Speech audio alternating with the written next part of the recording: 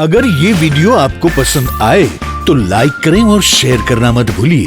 Subscribe करें लक्ष्य TV channel को और बेल आइकॉन पर क्लिक करना मत भूलिए लेटेस्ट वीडियो सबसे पहले पाने के लिए।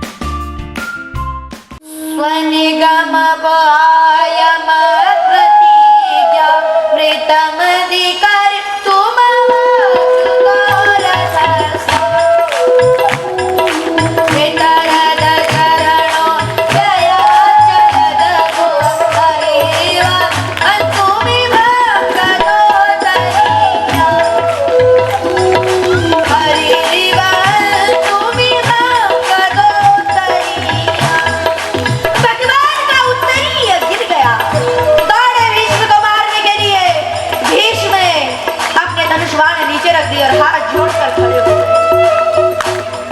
और हंसने लगे। कन्हैया ने कहा, दिमाग खराब हो गया क्या? मैं तुम्हें मारने के लिए आ रहा हूँ और तुम अस्त्र शस्त्र नीचे रख रहे हो, वार करो मुझ पर। लेकिन भीष्म ने कहा, नहीं महाराज। क्यों हंस रहे हो? कृष्ण ने पूछा। बोले, मैं इसलिए हंस रहा हूँ महाराज, आपने कहा था आप कहो मैं शस्त्र में भूमि हरहु सब भार, हमको क्षत्रिय नागिन बोलहु वचन विचार। कन्हैया, वचन विचार कर बोला करो, ऐसे नहीं बोलना चाहिए। आप कहो मैं शस्त्र में भूमि हरहु सब भार, बिना अस्त्र शस्त्र ही मैं भूमि का भार हल्का कर दूंगा, तो भूल जाओ, क्योंकि यहाँ हम जैसे योद्धा भी हैं। अब तो कृष्ण भी हंसने लगे। दादा ने कहा, क्यों हंस रहे हो? कन्हैया कहने लगे, कारी चक्र पर हंसी पर्यो, कारी चक्र पर हंसी पर्यो, दियो उतर ब्रजराज, सची प्रतिज्ञा तोरी में, तोरी प्रतिज्ञा।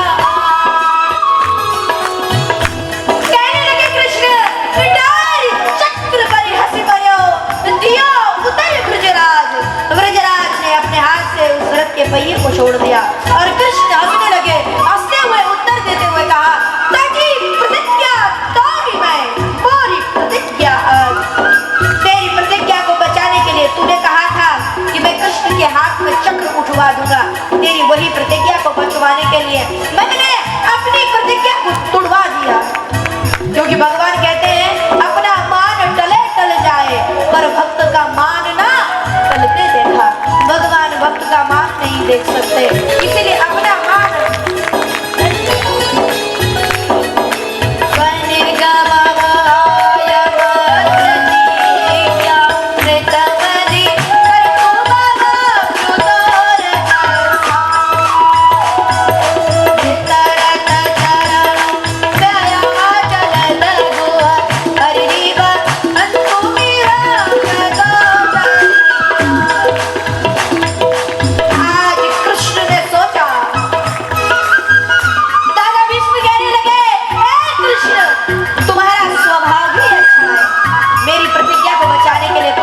प्रतिज्ञा को तोड़वा दिया।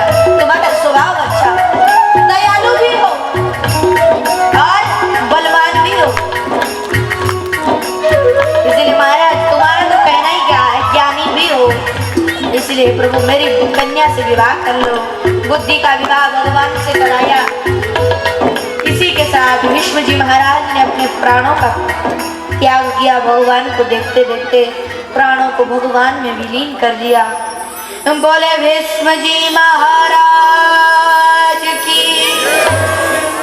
आवाज नहीं आई आप लोग? आपको पता है जय क्यों बोला जाता है? पता है आप लोगों को? और जब युद्ध करने जाते हैं तो विजय क्यों बोला जाता है? एक उत्तरायण के अर्थ है दक्षिणायन और उत्तरायण। 6 महीने होता है दक्षिणायन और 6 महीने उत्तरायण। उत्तरायण में जिसके प्राण जाते हैं वो सीधे स्वर्ग जाता है, इसलिए महाराज मैं उत्तरायण में ही शरीर त्यागूंगा। और दूसरा कहते हैं उत्तरा के, अभी आपको कथा सुनाई, उत्तरा के गर्भ में कौन गए थे? भगवान में ही उनके प्राण सम्मिलित हो गए। जोर से जयकारा लगाएंगे, हम बोले कृष्ण चंद्र भगवान की, भक्त वत्सल भगवान की, भीष्म जी महाराज की।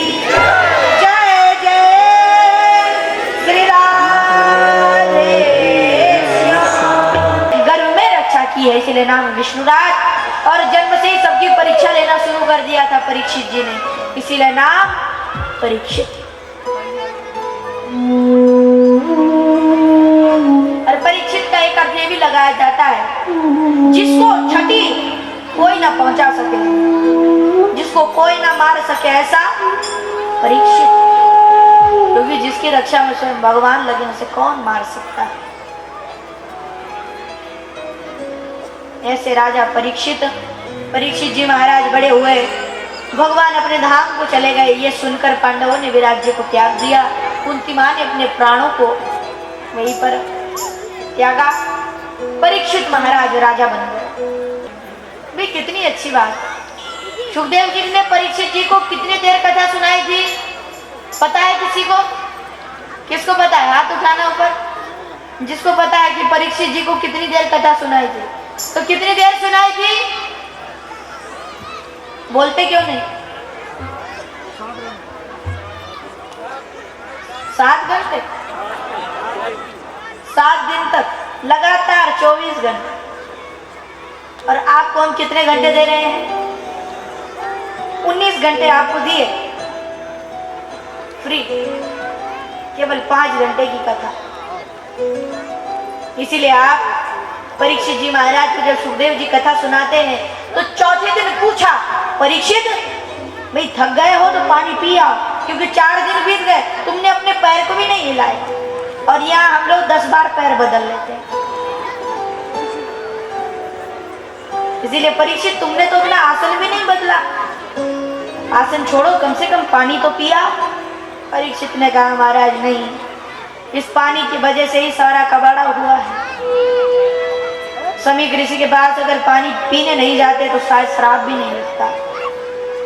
और महाराज वैसे तो जब आपके मुख से बह रही भागीरथी को मैं पान कर रहा हूँ तो इस जल पीने की मुझे क्या जरूरत। देखा, ऐसे है परीक्षित। इसीलिए कम से कम एक आसन पे हमें 5 घंटे कथा सुन लेनी चाहिए।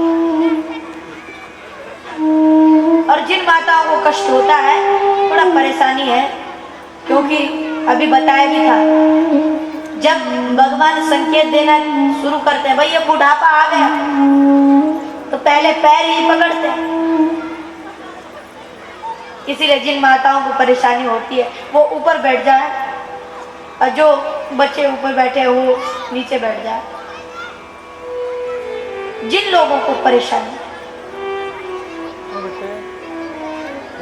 और अगर आप नीचे बैठकर ही कथा सुन सके हैं तो और उत्तम। पर कम से कम 5 घंटे किसी भी आसन में बैठो, जिस आसन में बैठ जाओ तो 5 घंटे कथा सुनो। इसलिए परीक्षित महाराज अब बड़े हो गए। एक दिन मन में आया, जरा देखूं अपने राज्य में कितना पाप हो रहा है। गए तो चारों ओर शांति ही शांति, सब लोग खुशी मना रहे हैं, सब लोग खुश हैं। लेकिन कुछ दूर निकले तो एक जगह देखा, परीक्षित को बड़ी खुशी हो रही थी पहले तो कि मेरे राज्य में सब लोग खुश हैं। लेकिन जब उस एक व्यक्ति को देखा, तत्र गो मिथुनम राजा हन्यमान मनाथवत् दंडहस्तं च वृषलं ददृशे प्रबलांछनम्।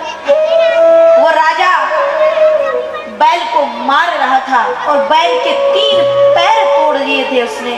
चौथा पैर पर, एक पैर पर जो खड़ा था उस पैर को भी तोड़ रहा था। गौ माता को पैर से मार रहा था। समझो, जिस दिन गौ पर संकट आए, कलयुग उसी दिन से शुरू हो गया। वो राजा गाय को पैर से मार रहा था और बैल को डंडे से मार रहा था। बैल की ऐसी हालत, गौ रो रही है, आज भी रो रही। इसलिए भाई आज लोग कहते हैं गौ माता उस धर्म की है, इसलिए हम उन्हें क्यों माने। गौ माता को कोई भी अपने घर ले जाता है तो गौ माता ये थोड़े पूछती है कि तुम किस धर्म के हो, उस हिसाब से दूध दूंगी। दूध तो सबको बराबर ही दिया है ना। फिर लोग थोड़े से लोभ के कारण उसे कसाई को दे देते हैं। इसलिए गलती किसी और की नहीं, गलती हम सब लोगों की है। भागवत जी में जब परीक्षित ने पूछा महाराज सुखदेव जी से, बोले अभी जब तक मैं जीवित हूं कलयुग नहीं आ सकता, पर महाराज ऐसा बताओ कलयुग के लक्षण क्या है? बोले कलयुग के केवल एक ही लक्षण है, कलयुग में लोग जब गाय दूध देना बंद कर देगी तो उसे बेच आएंगे। और वही आज माता पिता के साथ हो रहा है।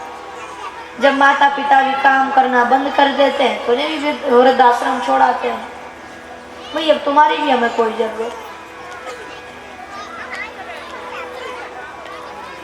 इसलिए ऐसे लोग जो अपने माता पिता को वृद्धाश्रम छोड़ाते हैं, गौ माता को कसाई को बेच देते हैं, उन्हें शर्म आनी चाहिए। चुल्लू भर पानी में डूब के मर जाओ वो बढ़िया।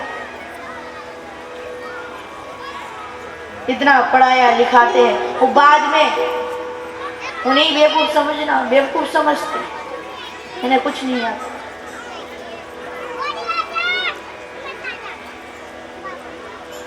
इसीलिए अगर हर व्यक्ति अपने अपने माता पिता की सेवा करना शुरू कर दे तो वृद्धाश्रम बना ही तो जाएंगे।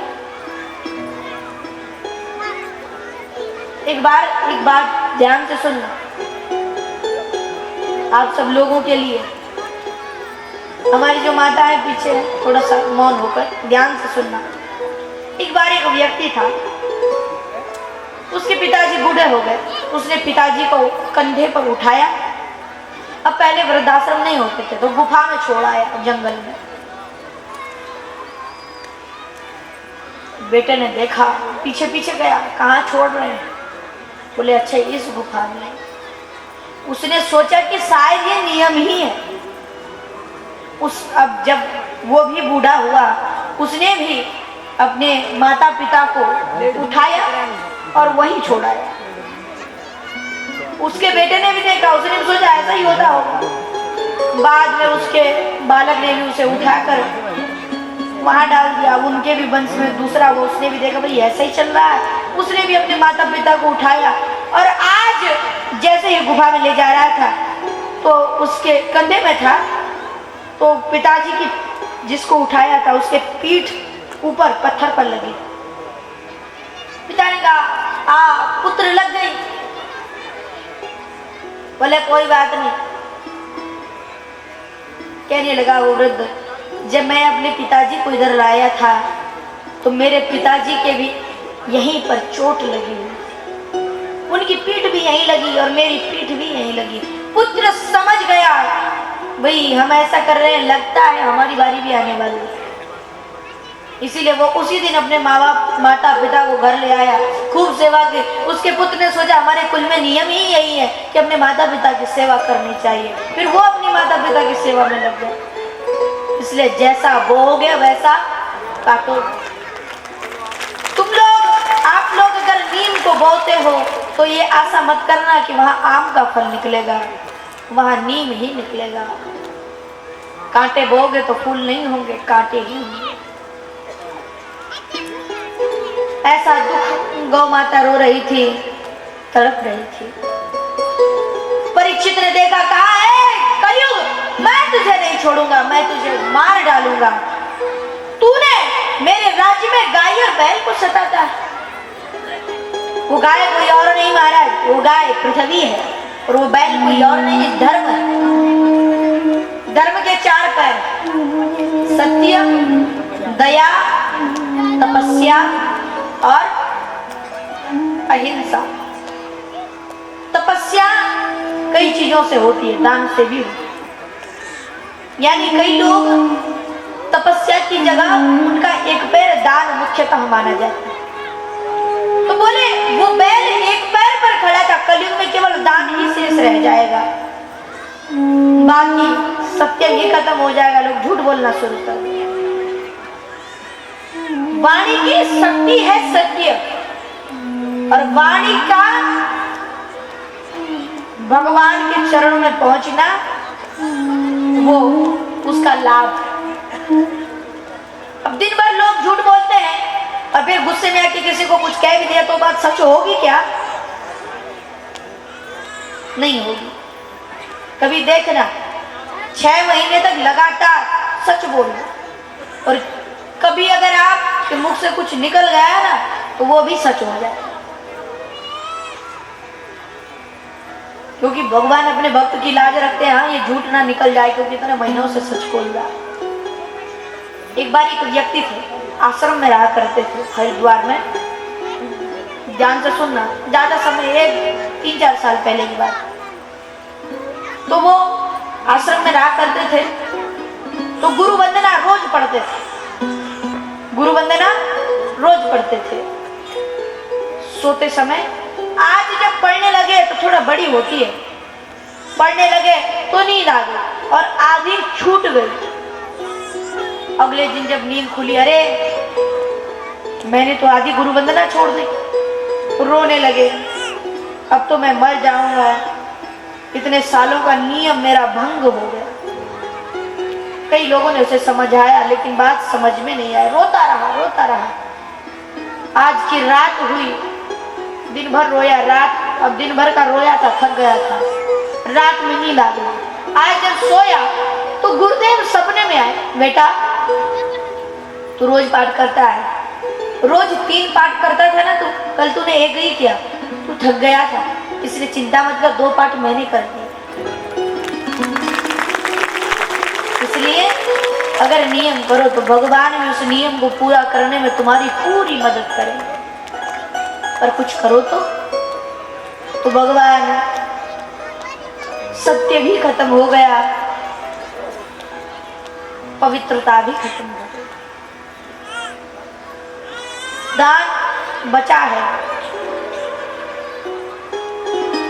लोग दान पर ही अब टिका हुआ है धर्म। इधर गौ पृथ्वी रो रही है, परीक्षित ने तलवार निकाली है, कलयुग मैं तुझे नहीं छोड़ूंगा, मेरे राज्य में सताता है गाय बैल को। कलयुग शरण में आ गया और पांडवों ने कहा था, बेटा जो शरण में आ जाए उसे कभी नहीं मारना, तो निकल जा मेरे राज्य से, तू मेरे शरण में आ गया है, अब मैं तुझे मार तो सकता नहीं हूं, लेकिन मेरे राज्य से निकल जा। इतना सुनते ही कलयुग ने सुना तो कलयुग कहने लगा, महाराज मैं जाऊं कहां? भाई तीनों लोकों में आपका ही राज्य है, मैं जाऊं कहां ये बताओ।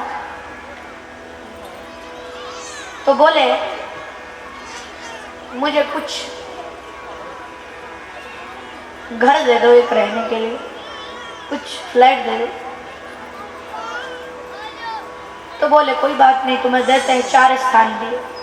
अभ्यर्थितस्तदा तस्मै स्थानानि कलये ददौ द्यूतं पानं स्त्रियस्सूना यत्र धर्मश्च दुर्विधा। जो लोग शराब पीते हो उनके घर पर तू रहना, जो लोग लड़ाई झगड़ा करते हो उनके घर पर तू रहना, जो लोग जुआ खेलते हो उनके घर पर तू रहना, और जो लोग वैश्यालय में जाते हो उसके घर में तू रहना। 4 स्थान दे दिए, ठीक। लेकिन कलयुग ने कहा, महाराज ये फ्लैट तो मैंने पहले से ही बुक करवा कर रखे थे, अब कुछ नया दो तब हम मानेंगे कि आपने दिया, ये तो पहले से बुक थे। तो बोले कोई बात नहीं, 5वां स्थान देते। क्या? बोले रजो वैरम च पंचमम, सोने में तुम वास करो। सोने में? हाँ महाराज ये ठीक। तो किसी ने पूछा, भगवान तो कहते हैं कि मैं धातुओं में कंचन हूं,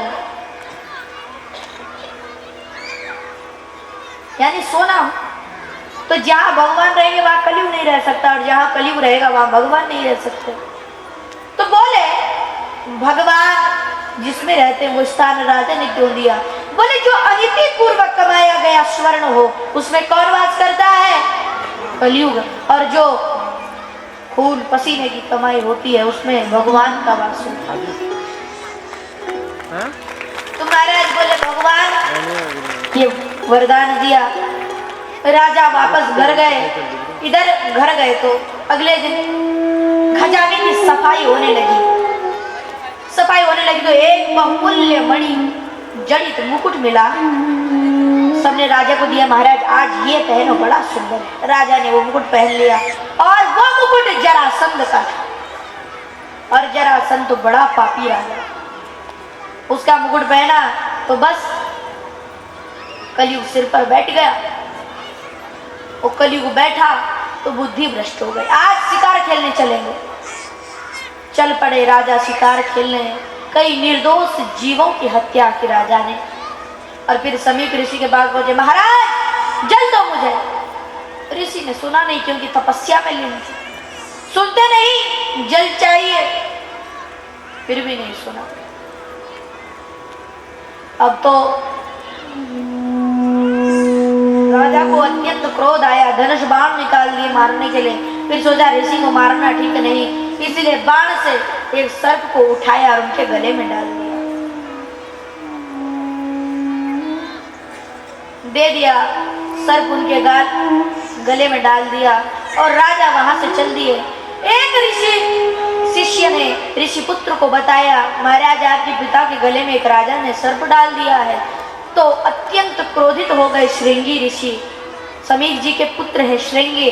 श्रृंगी ने श्राप दे दिया, जाओ मैं श्राप देता हूँ। मैं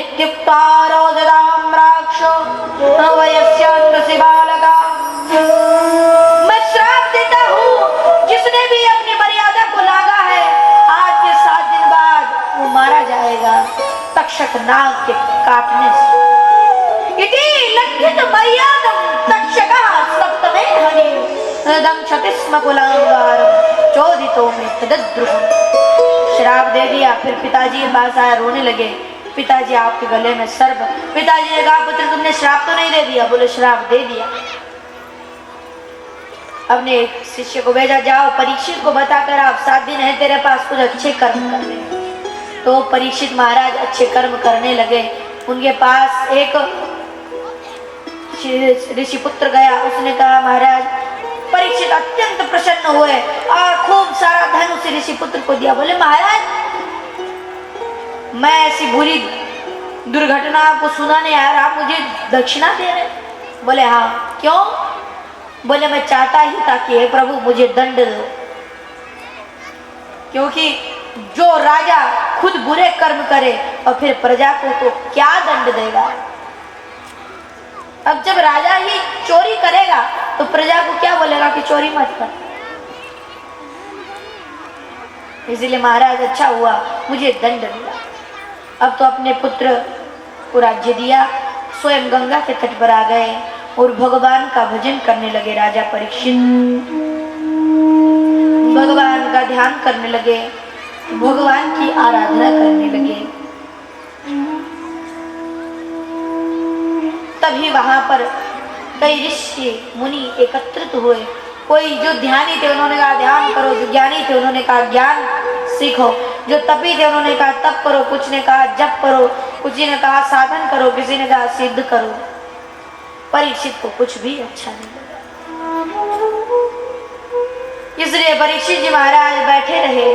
उसी समय तत्राभवत् भगवान व्यासपुत्रो यदृक्षयागामटमानो नपेक्षः अलक्ष्यलिङ्गो निजलावदुष्टो प्रेम्णा पठन् भागवतं शनैः शनैः।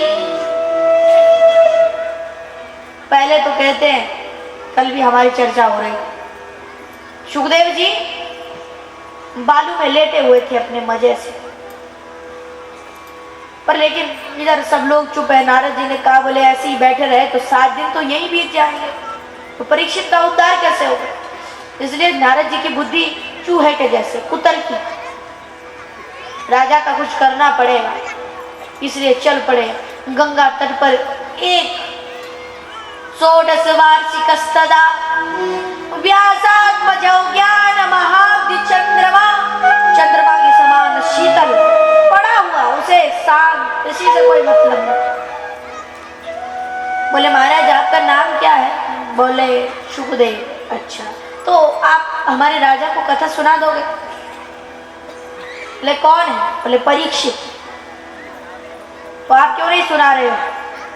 बोले महाराज हम ऐसे ही। बोले हम भी ऐसे ही नहीं सुनाना चाहते, जाओ यहाँ से। नारद जी ने कहा भाई महाराज सुना दो ना, बहुत अच्छे राजा थे, श्राप लग गया है, 7 दिन पर्यंत उनकी मृत्यु है। तो सुखदेव जी ने कहा इसमें हमारी क्या गलती है? या तो जिसने श्राप दिया है उसको बुलाओ, और या तो वो खुद ही कथा सुने। ऐसे कर्म ही क्यों करते हो जो श्राप लगे? ज्यादा मद में रहते हो, अच्छा हो, ऐसा ही होना चाहिए। नारद जी ने कहा लगता है थोड़ा गर्म हो रहे हैं, कहीं कोई श्राप ना दे दे, हाँ आफत खड़ी हो जाए। नारद जी चल पड़े वहां से। कुछ दूर बाद फिर से आए। महाराज मेरा एक प्रश्न है, अगर आपने प्रश्न का उत्तर दे दिया तो मैं आज के बाद आपके पास नहीं हूं। कोई बात नहीं, फिर कथा मत सुनाना। और महाराज अगर नहीं दे पाए तो कथा सुनानी पड़ेगी। अब देखो हाँ नारद जी कितने तेज, क्योंकि प्रश्न ही वो ऐसा पूछने वाले हैं कि अगर देव प्रश्न का उत्तर भी दिया तो भी कथा सुनानी पड़ेगी, प्रश्न का उत्तर नहीं दिया तो भी कथा सुनानी। तो सुखदेव जी ने कहा भाई क्या प्रश्न होता होगा, चलो सुना दो, जिज्ञासा हो गई। पहले तो कहा जाओ जाओ, मुझे नहीं देना प्रश्न का उत्तर। नारद जी जाने लगे, फिर सोचा क्या प्रश्न पूछने वाले हैं। अरे रुक जा, कोई बात नहीं पूछ लो, चलो। सुखदेव जी से नारद जी ने पूछा महाराज मानो आप यहाँ लेटे हुए हो। बोले हाँ ठीक है। सामने में एक कुआं है और उधर से एक अंधा व्यक्ति आ रहा है, वो कुएं में गिर जाए तो पाप किसको लगेगा? अगर ये वीडियो आपको पसंद आया हो तो लाइक करें और शेयर करना मत भूलिए। सब्सक्राइब करें लक्ष्य टीवी चैनल को, हाँ, और बेल आइकॉन पर क्लिक करना मत भूलिएगा लेटेस्ट वीडियो सबसे पहले पाने के लिए।